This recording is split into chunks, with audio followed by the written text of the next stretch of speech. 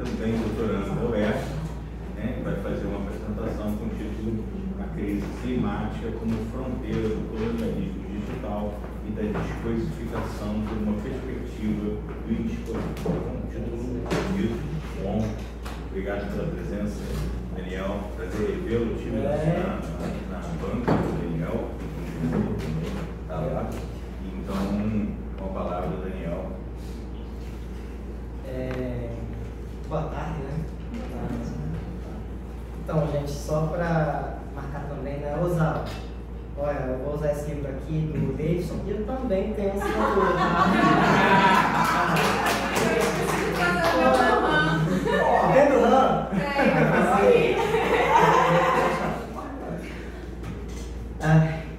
Então, vamos lá.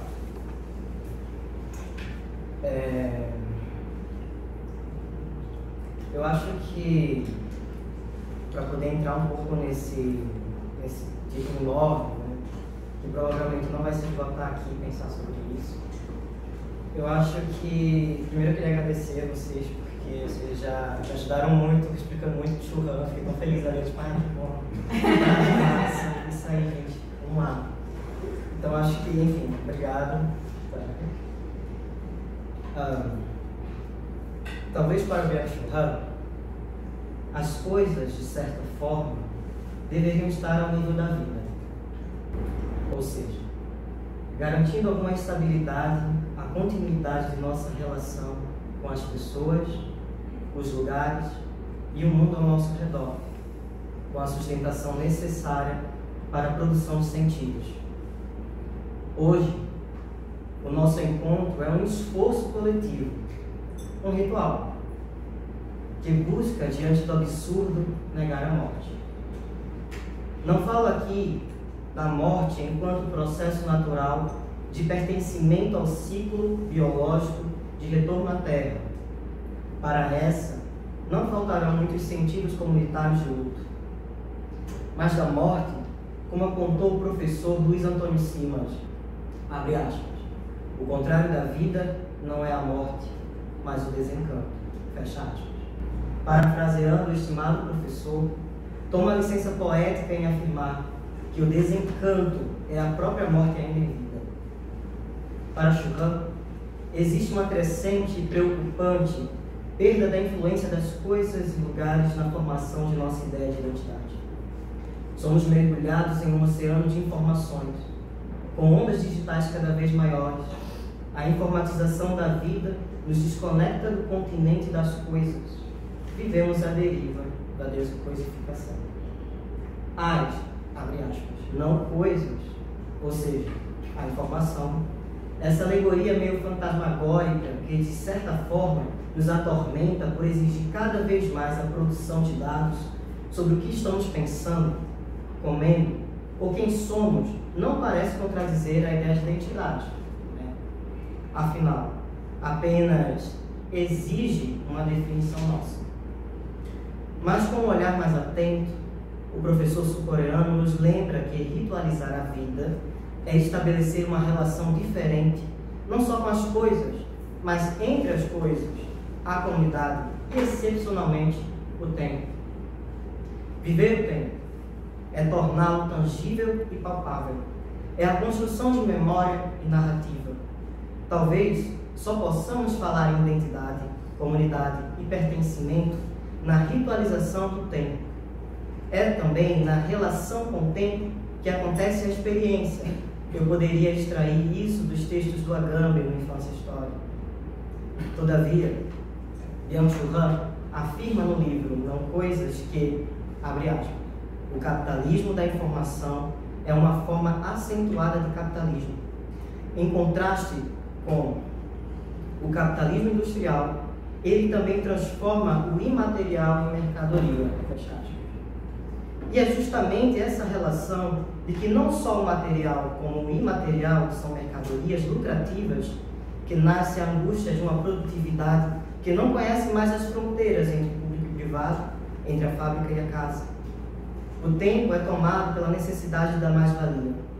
Não pode ser desperdiçado com ócio, mas deve ser sempre aproveitado ao máximo. E assim os usuários, para darem conta dessa nova dinâmica, devem estar disponíveis, ou melhor, sempre disponíveis. Estamos cada vez mais conectados, podem afirmar os mais otimistas. Temos acesso a uma rede de computadores que nos permite conhecer tudo, ou quase tudo, com a palma de nossa mão. A era do smart. Smartphone, smart TV, carro elétrico, academias high-techs, alimentação modificada geneticamente, etc, etc. Ou seja, a era do software. Davidson Faustino e Walter Lippoldt, no livro Colonialismo Digital, por uma crítica hacker-fanoniana, com urgência nos apontam que o desencanto da vida é um projeto, na verdade, bem antigo e um velho conhecido de populações que sofreram com o colonialismo.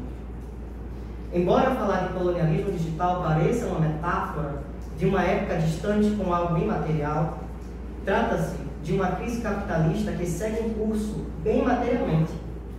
Para entendermos tal crítica, é importante termos como ponto de partida a ideia de que, abre aspas, não há software sem hardware. Mesmo diante de aplicativos sofisticados que usam cada vez menos espaço de memória nos dispositivos, ainda que a resposta para o armazenamento interno seja a nuvem, ainda assim não poderia ser possível sem aparelhos e nanotecnologias derivados da mineração, extração, invasão de terras indígenas e africanas e, como não dizer também, do financiamento de guerras e milícias. A nossa crise digital é uma crise que gera mortes e refugiados ao redor do mundo. A bateria de carros elétricos manchadas pelas pequenas mãos de crianças no Congo, ao extraírem cobalto, minério que é exportado para a China, onde é limpo e refinado. De acordo com o Instituto Humanitas Unisinos, ao analisarem denúncias da Anistia Internacional, ainda em 2017, e também criticado como um exemplo pragmático do colonialismo digital pelo Faustino e pelo Lippoldt em 2023. Ou seja, aqui, agora. Para eles, abre aspas, a sua existência, no caso do colonialismo digital, se materializa a partir de duas tendências. A primeira é a emergência de uma nova partilha territorial do globo terrestre entre os grandes monopólios da indústria da informação, as chamadas Big Techs, majoritariamente concentradas no Vale do Silício, mas não apenas partilhas essas que atualizam o imperialismo, o subimperialismo e o neocolonialismo tardio, ao reduzir o chamado sul global a mero território de mineração extrativista de dados informacionais. A segunda tendência, também nomeada colonialismo de dados, é aquela que subsume cada vez mais a vida humana, o ócio, a criatividade, a cognição e os processos produtivos às lógicas extrativistas, automatizadas e panópticos de colonialismo digital, ou seja, da manipulação internacional da cognição humana por grandes corporações empresariais a partir dessas tecnologias, com vistas à ampliação da acumulação de capitais. Eu achei importante fazer esse diálogo, que na verdade já acontece entre o Davidson Faustino e o Churran, aqui nesse livro, Colonialismo, mas também trazer porque eu vi uma frase na internet, né? Eu vi uma frase na internet que me chamou muita atenção, que dizia assim: latino demais para ser minimalista. Eu diria que talvez o Faustino me ajude a entender que a gente talvez, sei lá, sejamos latinos demais para não ser materialista. E desse encontro, me vem algumas perguntas. Não tinha como passar por isso sem me ver perguntas.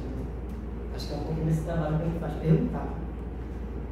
Se Fanon, em Peles Negras, Máscaras Brancas, nos ensinou que não há colonialismo sem capitalismo e capitalismo sem racismo, como essa crítica à nova dinâmica digital pode nos ajudar a enxergarmos a atualidade das profundas desigualdades contemporâneas?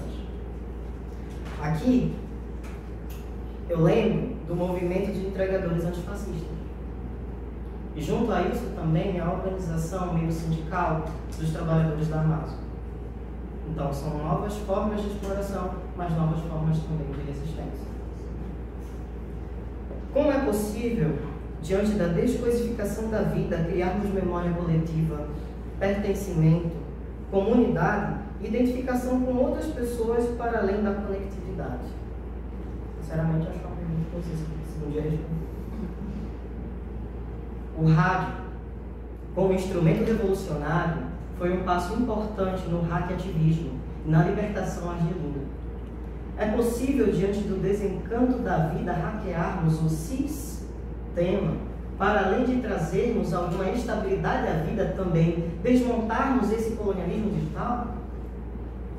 O colonialismo digital nos distancia das coisas ao nosso redor, produz uma alienação advinda do excesso da produtividade e mercantilização do tempo. Como podemos produzir uma nova relação com o meio ambiente para além de campanhas demagógicas virtuais? Podemos pensar na ideia de pertencimento a populações ribeirinhas, à comunidade quilombola, aos indígenas, aos ciganos e a própria ideia de natureza para além da ideia de humanidade?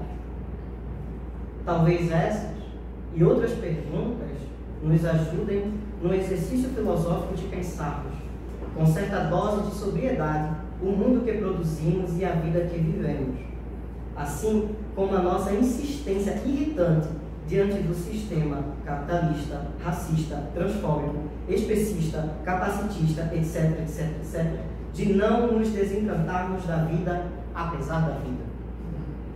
Por uma perspectiva do indisponível, não é apenas sobre o quão disponíveis e conectados estamos virtualmente, uma vez que falamos de viradas tecnológicas e informacionais irreversíveis historicamente, mas dessa recusa à anulação da parte da vida que não cabe em caracteres, não viraliza enquanto algoritmo justamente por não ser útil a uma dinâmica imposta do mercado internacional e suas grandes empresas.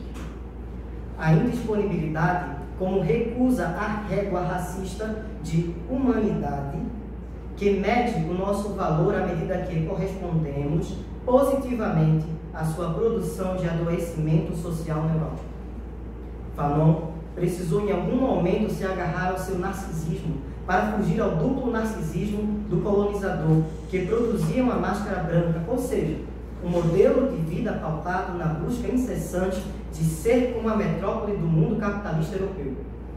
Talvez o nosso escape seja abraçarmos a indefinição da vida, a sua negatividade e contradição, a opacidade do Glissant, por sua relação poética e não transparente, informativa e útil a esse sistema. Opacidade que é como lodo fértil na superfície, não nega a luz que recebe, mas reserva uma boa porção do não acessível. Por fim, agradeço a oportunidade de experienciar este tempo, neste lugar e nessa relação com todos vocês.